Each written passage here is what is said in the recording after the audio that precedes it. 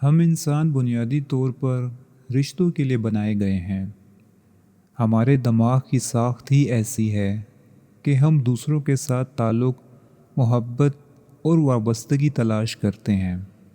لیکن جب زندگی میں تکلیف دہ تجربات اور صدمات آتے ہیں تو یہی دماغ ہمیں تعلقات کی طرف نہیں بلکہ خود کو بچانے کی طرف مائل کرنے لگتا ہے۔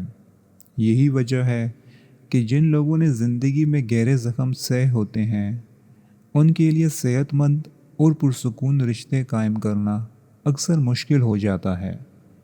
ٹراما، یہ صدمہ زندگی میں کئی مختلف ذرائع سے پیدا ہو سکتا ہے۔ بعض اوقات یہ صدمے انہی لوگوں کی طرف سے ملتے ہیں جن سے ہم سب سے زیادہ محبت اور حفاظت کی امید رکھتے ہیں، یعنی ہمارے اپنے گھر والے۔ بچپن میں پیش آنے والے منفی تجربات، والدین کی سخت توقعات، جذباتی نظر انداز کیا جانا یا بہت کم عمری میں بڑی ذمہ داریاں اٹھانا، یہ سب چیزیں انسان کے ذہن پر گہرا اثر چھوڑ سکتی ہیں۔ ماہرین نفسیات ان تجربات کو ایڈورس چائلڈہڈ ایکسپیرینسز یعنی بچپن کے منفی یا تکلیف دہ تجربات کہتے ہیں۔ تحقیق سے معلوم ہوا ہے کہ ایسے تجربات نہ صرف بچپن بلکہ جوانی اور بڑھاپے تک انسان کی ذہنی اور جسمانی صحت کو متاثر کر سکتے ہیں۔ امریکہ کے centres for disease control and prevention کے مطابق ایسے تجربات کا تعلق بعد کی زندگی میں ذہنی بیماریوں، دائمی جسمانی مسائل اور نشہ آور اشیاء کے استعمال سے بھی جوڑا گیا ہے۔ وقت گزرنے کے ساتھ ہم بڑے ہو جاتے ہیں، اپنی زندگی کے فیصلے خود کرنے لگتے ہیں اور اکثر اپنی ماضی کے لوگ چن کر ایک نئی فیملی بنا لیتے ہیں۔ لیکن اس کے باوجود بچپن کے زخم اتنی آسانی سے ختم نہیں ہوتے۔ ایسا محسوس ہوتا ہے جیسے ماضی کے سائے بار بار واپس آ کر ہمارے حال میں مداخلت کرنے لگتے ہیں۔ آپ کا دل شاید یہ جانتا ہو کہ آپ کا موجودہ شریک حیات وہ شخص نہیں ہے جس نے آپ کو کبھی تکلیف دی تھی، مگر آپ کا دماغ کبھی کبھی اسے بھی اسی زاویے سے دیکھنے لگتا ہے۔ یہی وہ مقام ہے جہاں ٹراما ہماری رومانوی زندگی کو متاثر کرنا شروع کر دیتا ہے۔ آئیے اب ان 4 اہم اقسام کے صدمات کو سمجھنے کی کوشش کرتے ہیں جو اکثر انسان کے تعلقات پر گہرا اثر ڈالتے ہیں۔ Rejection trauma. سب سے پہلے بات کرتے ہیں مسترد کیے جانے کے احساس کو۔ یہ وہ صدمہ ہے جو ایسے ماحول میں پروان چڑھتا ہے جہاں بچہ خود کو غیر اہم یا غیر مطلوب محسوس کرتا ہے۔ ذرا اپنے بچپن کے بارے میں سوچیں۔ کیا کبھی آپ کو ایسا لگا کہ آپ کی باتوں کی کوئی اہمیت نہیں؟ کیا آپ کو اکثر نظر انداز کیا جاتا تھا؟ یا شاید آپ کو یہ احساس دلایا جاتا تھا کہ آپ دوسروں کے مقابلے میں کم اہم ہیں؟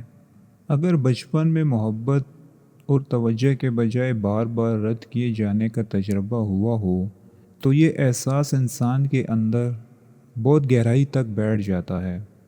بعد میں جب وہ کسی رومانوی تعلق میں داخل ہوتا ہے تو وہی پرانا خوف دوبارہ سر اٹھانے لگتا ہے۔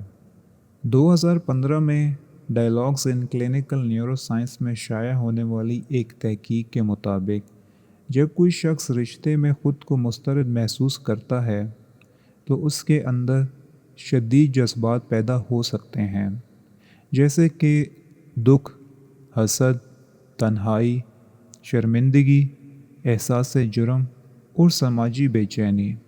یہ جذبات نہ صرف تعلقات کو متاثر کرتے ہیں بلکہ انسان کے اپنے بارے میں تصور کو بھی نقصان پہنچاتے ہیں۔ مثال کے طور پر، اگر آپ کے ساتھی نے مصروفیت کی وجہ سے فوراً جواب نہ دیا ہو تو آپ کے ذہن میں فوراً یہ خیال آ سکتا ہے، دیکھا، انہیں میری پرواہ ہی نہیں ہے۔ حقیقت شاید بالکل مختلف ہو، لیکن ماضی کے تجربات آپ کو یہی یقین دلاتے ہیں کہ آپ کو دوبارہ مسترد کیا جا رہا ہے۔ اس طرح آہستہ آہستہ انسان یہ ماننے لگتا ہے کہ اس کی قدر صرف اسی وقت ہے جب دوسرے اسے قبول کریں۔ نمبر 2، چھوڑ دیے جانے کا صدمہ، یعنی کہ ایبنڈن ٹراما۔ مسترد کیے جانے کے احساس کے ساتھ اکثر ایک اور گہرا زخم بھی جڑا ہوتا ہے، اور وہ ہے چھوڑ دیے جانے کا خوف۔ بچپن میں ہم مکمل طور پر اپنے والدین پر انحصار کرتے ہیں۔ وہی ہماری حفاظت، خوراک اور جذباتی سہارا ہوتے ہیں۔ لیکن اگر وہی لوگ ہمیں عدم تحفظ کا احساس دلائیں تو بچے کے لیے دنیا ایک خطرناک جگہ بن جاتی ہے۔ کبھی کبھی یہ عدم تحفظ نظر انداز کیے جانے کی صورت میں ہوتا ہے، کبھی جسمانی یا جذباتی بدسلوکی کی صورت میں، اور کبھی صرف اس لیے کہ والدین اپنی ذمہ داریوں کو پورا نہیں کر پاتے۔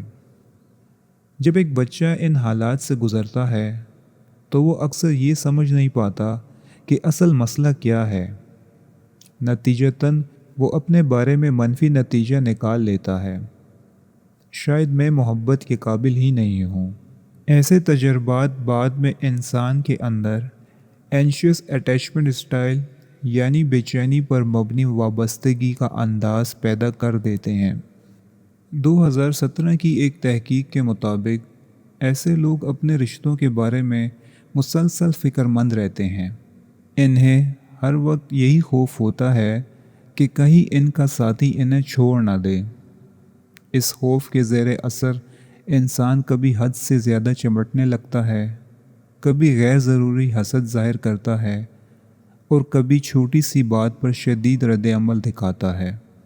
کچھ شدید حالات میں یہ کیفیت بارڈر لائن پرسنالٹی ڈس آرڈر جیسی نفسیاتی حالات سے بھی جڑ سکتی ہے، جس میں چھوڑ دیے جانے کا خوف بہت نمایاں ہوتا ہے۔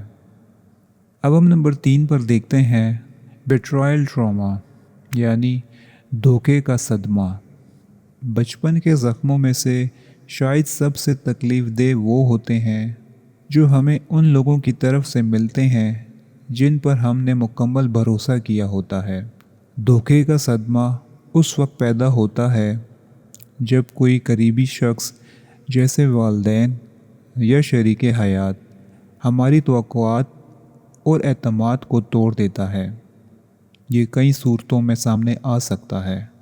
مثال کے طور پر کسی والدین کا بے وفائی کرنا، خاندان کا کسی غلط رویے کو چھپانا یا جائز قرار دینا، شراب نوشی یا جوا کھیلنے جیسے مسائل جن کی وجہ سے گھر کا ماحول غیر محفوظ ہو جائے۔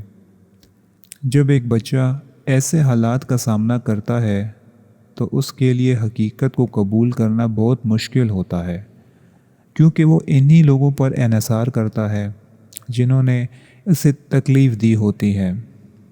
2009 میں امریکن جرنل آف سائیکالوجی میں شائع ہونے والی تحقیق کے مطابق ایسے حالات میں بچے اکثر اپنے تجربات کو شعوری طور پر یاد رکھنے کے بجائے انہیں ذہن کے کسی کونے میں دبا دیتے ہیں۔ اس عمل کو ڈسوسیشن کہا جاتا ہے۔ بڑے ہو کر ایسے افراد اکثر انہی تعلقات میں پھنس جاتے ہیں جہاں انہیں دوبارہ دھوکہ یا استحصال کا سامنا کرنا پڑتا ہے۔ وہ رشتہ چھوڑنے سے ڈرتے ہیں کیونکہ تنہائی کا خوف ان کے لیے زیادہ بڑا ہوتا ہے۔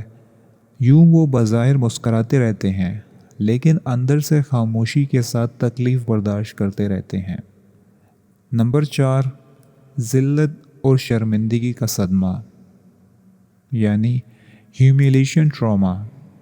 آخری قسم وہ ہے جسے زہریلی شرمندگی یا ذلت کا صدمہ کہا جاتا ہے۔ کبھی کبھی والدین یا قریبی لوگ دانستہ یا نادانستہ طور پر بچے کو ایسے محسوس کرا دیتے ہیں کہ اس میں کوئی بنیادی خامی ہے۔ مثال کے طور پر کسی بچے کا مذاق اڑانا، کسی کی جسمانی تبدیلیوں پر ہنسنا، یا ہر وقت اسے دوسروں سے کمتر ثابت کرنا۔ ایسے تجربات انسان کے اندر گہری شرمندگی پیدا کر دیتے ہیں۔ اس احساس سے بچے کے لیے لوگ مختلف دفاعی طریقے اختیار کرتے ہیں۔ ماہر نفسیات ڈاکٹر لینڈا ہارٹلنگ کے مطابق لوگ عموماً 3 طریقوں سے اس شرمندگی کا سامنا کرتے ہیں۔ پہلا طریقہ دور بھگانا۔ اس میں انسان خود کو دوسروں سے الگ کر لیتا ہے، راز چھپاتا ہے اور جذباتی فاصلہ رکھتا ہے۔ دوسرا طریقہ حد سے زیادہ خوش کرنا۔ ایسے لوگ ہر وقت دوسروں کو خوش کرنے کی کوشش کرتے ہیں۔ وہ اپنی اصل شخصیت کو دبا دیتے ہیں اور وہی بننے کی کوشش کرتے ہیں جو انہیں لگتا ہے کہ دوسرا شخص دیکھنا چاہتا ہے۔ تیسرا طریقہ حملہ کرنا۔ کچھ لوگ شرمندگی کے احساس سے بچنے کے لیے دوسروں پر تنقید یا طنز شروع کر دیتے ہیں۔ وہ پہلے ہی دوسروں کو نیچا دکھا دیتے ہیں تاکہ خود کو محفوظ محسوس کر سکیں۔ یہ تمام طریقے وقتی طور پر انسان کو بچا سکتے ہیں، مگر طویل مدت میں یہ رشتوں کو نقصان پہنچاتے ہیں۔ دلچسپ بات یہ ہے کہ بعض اوقات ہم لاشعوری طور پر انہی لوگوں کی طرف متوجہ ہوتے ہیں جو کسی نہ کسی طرح ہمیں ماضی کی یاد دلاتے ہیں۔ ایسا لگتا ہے جیسے ہمارا ذہن پرانے زخموں کو دوبارہ جینے کی کوشش کر رہا ہو تاکہ شاید اس بار نتیجہ مختلف ہو، لیکن اکثر ایسا نہیں ہوتا۔ اس کے بجائے ہم ٹراما بانڈز یعنی صدمے پر مبنی تعلقات میں پھنس جاتے ہیں، جہاں محبت اور تکلیف ایک ساتھ جڑی ہوتی ہے۔ یہ رشتے باہر سے عام لگ سکتے ہیں، مگر اندر سے وہ جذباتی اتار چڑھاؤ، خوف اور انحصار سے بھرے ہوتے ہیں۔ زندگی کی خوبصورتی یہ ہے کہ شعور اور سمجھ بوجھ کے ذریعے انسان اپنے ماضی کے اثرات کو پہچان سکتا ہے۔ جب ہمیں یہ سمجھ آ جائے کہ ہمارے رد عمل کے پیچھے کون سے پرانے تجربات چھپے ہوئے ہیں، تو ہم آہستہ آہستہ صحت مند حدود اور بہتر تعلقات قائم کرنا سیکھ سکتے ہیں۔ شفا کا سفر آسان نہیں ہوتا، لیکن یہ ممکن ضرور ہے، اور اکثر اس سفر کا پہلا قدم یہی ہوتا ہے کہ ہم اپنے زخموں کو پہچان لیں اور یہ تسلیم کر لیں کہ ہم بہتر زندگی کے مستحق ہیں۔ اب میں آپ سے ایک سوال پوچھنا چاہتا ہوں، کیا آپ کو لگتا ہے کہ آپ کی موجودہ رشتوں کی عادات میں کہیں نہ کہیں آپ کے بچپن کے تجربات کا اثر موجود ہے؟ اور اگر ہاں تو آپ کے خیال میں ان زخموں کو سمجھنے اور ٹھیک کرنے کے لیے پہلا قدم کیا ہو سکتا ہے؟ اپنا جواب کمنٹ میں ضرور بتائیے گا۔ شکریہ۔